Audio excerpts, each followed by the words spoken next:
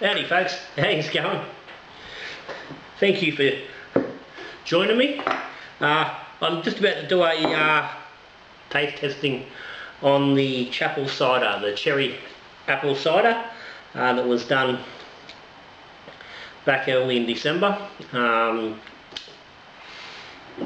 It was the first chosen use of cherries for the season, something a little bit different, and this was because the kids were coming for Christmas. They had asked me to do some cider for them. Cider, cherry, let's just do it. So today is actually the 19th of December. This has been 10 days since it got bottled. You've seen the video previously with the process of brew day and bottling and whatnot. Now, I think this is scheduled to be after New Year, I think. Either way, you're getting it a little bit afterwards. I'm doing it, I've got to do a tasting now because the kids are arriving tomorrow. We're in from Melbourne on the plane, so I want to make sure this is good and ready for them get here. So let's get into it. So while I'm getting a pour on here, big shout out, thank you to all the Patreons, the Little Johns. Links down the bottom if you're interested in having a look, seeing what it's about. Also thank you to the subscribers and anyone who gives me a thumbs up, which hopefully is just about everybody. Anyway, that's her. He's definitely got a lovely pinkish tinge. It's got a nice nose of both the apple and the cherry. There's not an overpowering one or the other. Doesn't seem to be a lot of... There's a little bit of tart edge, and there's not a huge amount on the nose from the cherry. I was hoping to avoid some of that with that process of finishing it early and the rest of it, and trying to leave some sweetness in there. I'm thinking it's possibly a little bit undercarbonated for what I would have liked, but again, you get back to watch the brewing and the bottling. That was just it just didn't work out with the pressure fermenter. It dropped all the pressure before, and with no cold crash done. So this is very much an experimental batch. If I was to do it again, then would be some changes made to counteract these things. But anyway, let's get into it.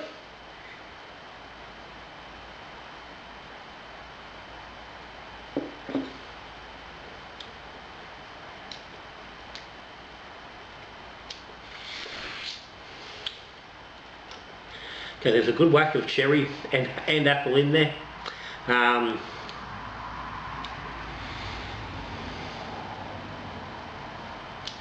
It is lacking in carbonation, that's for sure. Not that it's a bad thing, but it could certainly do with being higher, having some more gas in there.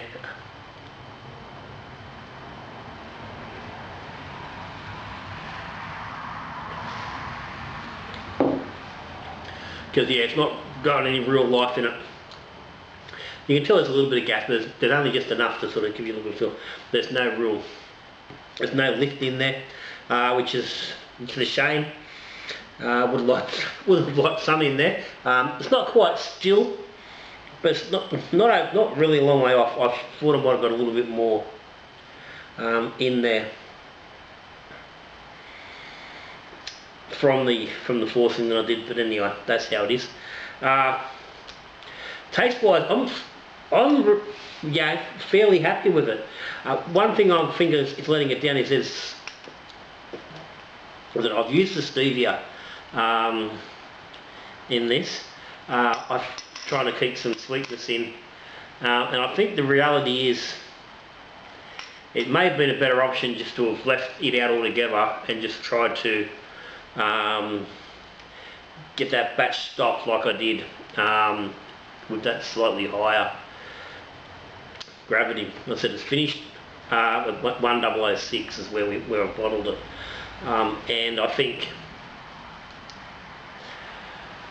as it is, it's probably keeping a whack of that gravity is coming from that unfermentable stevia in the mix, as opposed to having kept some sweetness from the actual juices, which is where I'd rather it be.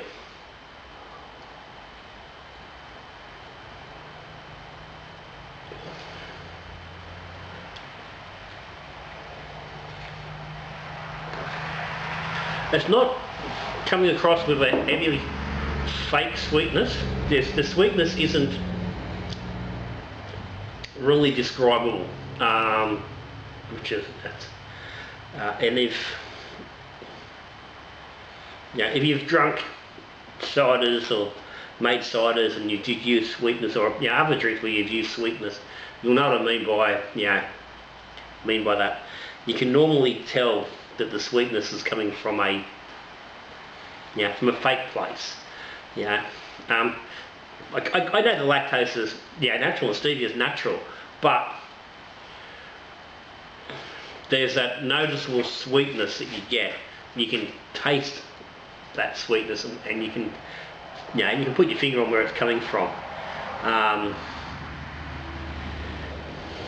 But this, it's not really there. It's not really standing out.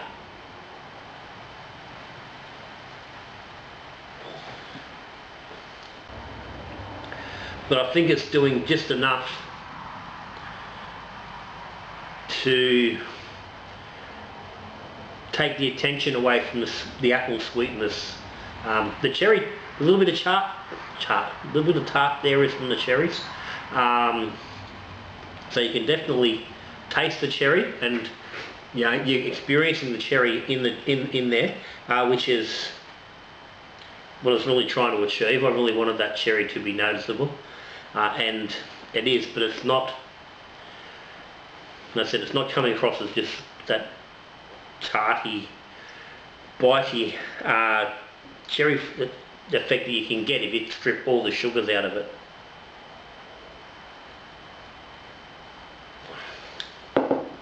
So I'm pretty confident that I managed to keep some of the cherry sugar in. But I'm not really getting any, I'm not feeling any sweetness coming from the apple. The apple note is there. There's flavour there of the apple, but I don't feel any sweetness coming from the apple. I think I'm getting a touch of sweetness in the cherry, and the rest of it's coming from the stevia, which is just not quite got the finish I would have liked. But it's quite drinkable. I think hopefully the kids will like it. I'm 70% happy with it. It definitely can do with some work. I'm going to put the rest of this in because it's a little bit of grunge, from the fruit and whatnot in there, just to give it a little bit more of an organic edge.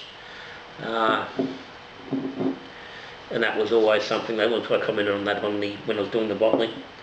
There was a bit of that, the actual cherry, the pulp and the body of the cherries was getting through.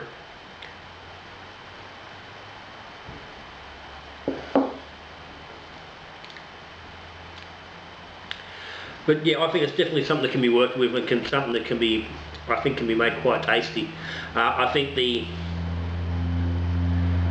pasteurisation process has worked.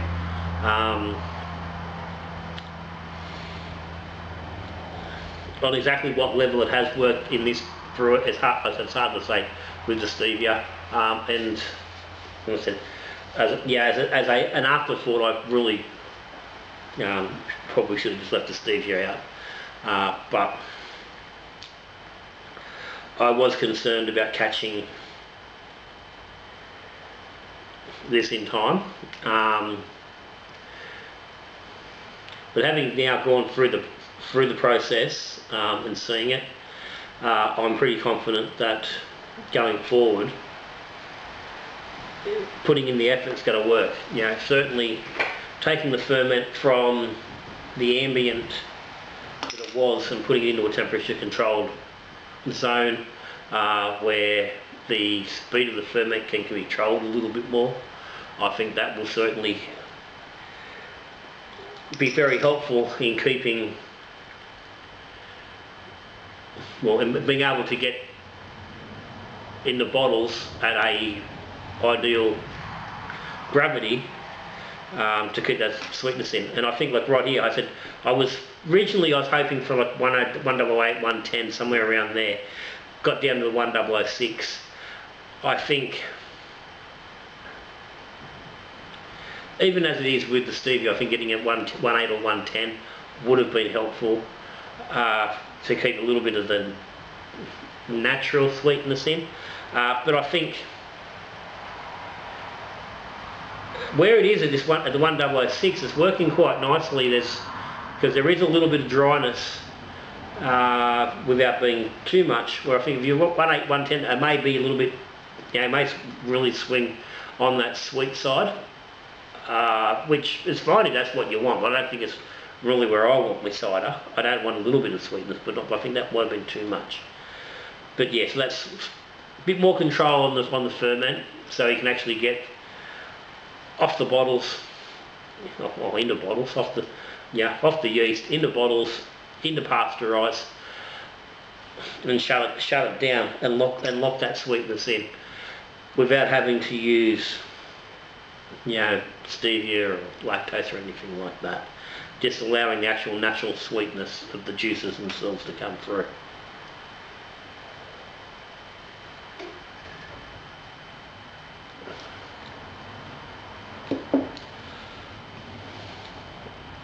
Well, I've got to say that the cherry works. The Chapple mix is a good one.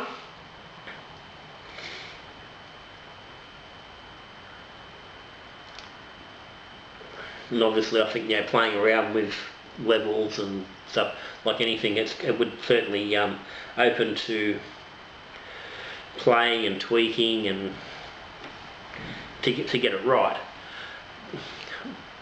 But I think I'm, yeah, reasonably close to having the processes down right. So yeah, I'm happy. I think the yeast has worked fine. The ferment profile is fine. I'm not tasting any fermentation flavours or anything like that. So yeah, so from that point, it's worked fine. I don't think the stevia has hurt the ferment. Like I said, it was a pretty quick ferment, considering. It was a lot faster than I was expecting. So, but as I said, this is the first I've actually used the South cider yeast, and I'm going to say I'm very happy with it. So I'd certainly recommend it. It's the cleanest cider I've ever made, yeast-wise, that's for sure. So anyway, guys, that's it. I'm going to call it a success. A limited success, yes, but a success. It's a very drinkable option for those who, don't drink beer or wine or spirits. There's something they can have a glass of 3 or 4 or 8 whilst celebrating some festivities. So anyway, guys, as always, thanks to everyone. Cheers for your support. Hit links, hit buttons, all that sort of thing. Show your love for Little John. So till I see you again, brewing beer, drinking beer, talking beer, or things that are like beer, good brewing.